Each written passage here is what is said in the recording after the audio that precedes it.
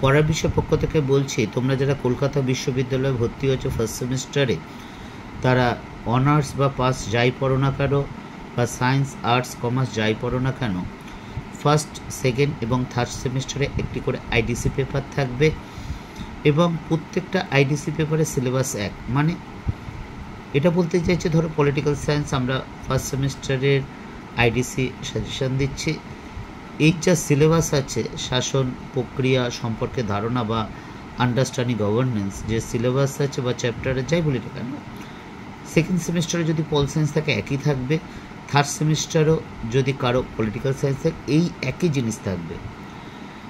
এবং তোমাদের ফার্স্ট সেমিস্টারে যাদের আইডিসি পলিটিক্যাল সায়েন্স আছে তাদের জন্য আমরা পড়ার বিষয়ের পক্ষ থেকে তোমাদের জন্য সাজেশন নিয়ে এসেছি।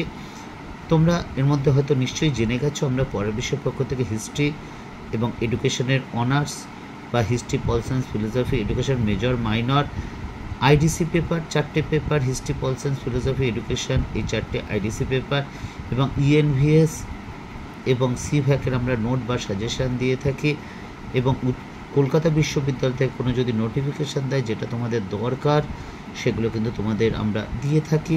তোমরা দেখেছো উচ্চ মাধ্যমিকে হয়তো আমরা দেখেছো, আমরা যে সাজেশান দিয়েছি পড়ার বিষয় পক্ষ থেকে, দেখো কী পরিমাণ কমন এসেছে। History pol science philosophy education এই আমরা পড়ার বিষয়ের পক্ষ থেকে যে সাজেশানগুলো দিয়েছি একবার দেখে নিও। তোমরা পরীক্ষা দিয়েছো, দেখে যদি মনে হয় চ্যানেলটি বিশ্বাসযোগ্য তাহলে অবশ্যই চ্যানেলটি লাইক করে সাবস্ক্রাইব করে বা বেল আইকন টিপে রেখো। তা চলো আমরা এই political science IDC Calcutta university first সেমিস্টারটা সাজেশানটা শুরু করি। দেখো এই আইডিসি পেপারটা তোমাদের কলেজের মধ্যেই পরীক্ষাটা হবে এবং কোশ্চেনের যে প্যাটার্ন হবে, ক্যালকাটা ইউনিভার্সিটি এটা বলেছে 5 নম্বরের থাকবে আর 20 নম্বরের থাকবে। 5 নম্বরে 2টো লিখতে হবে, 20 নম্বরে 2টো লিখতে হবে। তবে 20 নম্বর যে প্রশ্নটা সেটা ডাইরেক্ট 20 থাকবে না সাধারণত। কিভাবে থাকতে পারে দেখতেই পাচ্ছ, 5 যোগ 15 বা 15 যোগ 5, 10 যোগ 10 বা 15 যোগ 5, এইভাবে কিন্তু 20 হতে পারে। 20 নম্বরে 2টো লিখতে হবে। 4টে প্রশ্ন থাকবে, তোমায় 2টো লিখতে হবে। এই হলো তোমার 50 নম্বরে কিন্তু প্রশ্ন। তা চলো এবার আমরা সাজেশনটা শুরু করি। এইগুলো আমাদের বড় প্রশ্ন, অর্থাৎ 5-এর নয়, বুঝতেই পারছো। প্রশাসন বলতে কী বুঝো? কৌটিল্যের ধারণা অনুযায়ী প্রশাসন ব্যবস্থা সম্পর্কে আলোচনা করো। এটা 5 যোগ 15। 2 নম্বর, সুলতানি ও মোগল আমল এবং ব্রিটিশ আমলে ভারতের প্রশাসনিক ব্যবস্থার পরিচয় দাও। 3 নম্বর, ই গভর্নেন্স বা ই সরকার কাকে বলে, এর বৈশিষ্ট্য এবং গুরুত্ব লেখো। 4 নম্বর, প্রশাসনিক ব্যবস্থার উদ্ভবে ভারতের প্রেক্ষাপট আলোচনা করো। 5 নম্বর, ভারতের সুশাসন সম্পর্কে আলোচনা করো এবং ভারতের সুশাসনের পথে বাধাগুলি লেখো। 6 নম্বর, ভারতের ই গভর্নেন্সের ব্যবহার এবং ভারতের ফলাফল বা প্রভাব আলোচনা করো।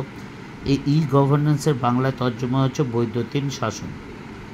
7 নম্বর, ই গভর্নেন্সের অসুবিধা বা প্রতিবন্ধকতা আলোচনা করো এবং ইহা দূর করা যায় কিভাবে।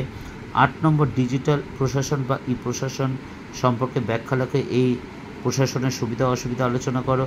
9 নম্বর, স্থানীয় স্বায়ত্তশাসন কি, সুশাসন প্রতিষ্ঠায় এর প্রয়োজনীয়তা আলোচনা করো। এবার দেখো 5 নম্বরে যে প্রশ্নগুলো রেখেছি, তথ্যের অধিকার আইন বলতে কী বোঝো? 2 টিকা লেখো। সুস্থায়ী উন্নয়ন। 3 নম্বর, নাগরিক বা সুশীল সমাজ বলতে কী বোঝো?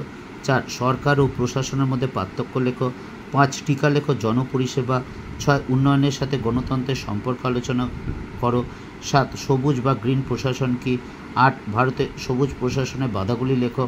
9 টিকা লেখো। তথ্যের অধিকার আইন 2005। লাস্ট প্রশ্ন, টিকা লেখো কৃত সুরক্ষা আইন।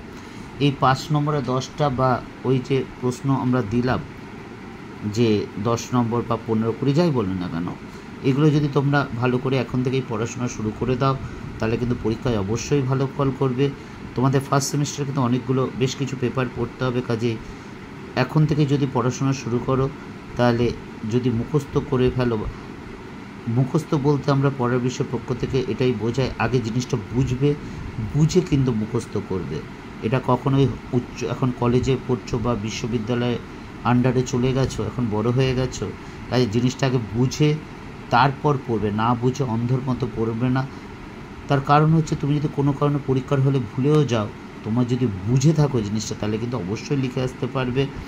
পড়া বিশ্বের পক্ষ থেকে এতটুকুই, অগ্রিম শুভেচ্ছা রইল। আবার অনুরোধ রইল, যদি ভালো লাগে চ্যানেলটি অবশ্যই লাইক করে সাবস্ক্রাইব করে বেল আইকন টিপে রেখো, কারণ তোমাদের সর্বরকম সাহায্য ছাড়া আমরা কিন্তু আরও এগিয়ে যেতে চাই, সেটা কিন্তু সম্ভব হবে না।